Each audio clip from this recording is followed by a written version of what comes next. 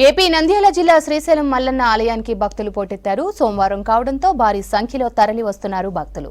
స్వామి అమ్మవార్ల దర్శనం కోసం తెల్లవారుజాము నుంచే క్యూ లైన్లో బార్లు తీరారు. స్వామివారికి రుద్రాభిషేకం, కుంకుమార్చన నిర్వహించి మొక్కులు చెల్లించుకుంటున్నారు. క్యూ లైన్లో ఉన్న భక్తులకు అల్పాహారం, పాలు, నీళ్లు అందిస్తున్నారు ఆలయ అధికారులు. స్వామి దర్శనానికి 5 గంటల సమయం పడుతోంది.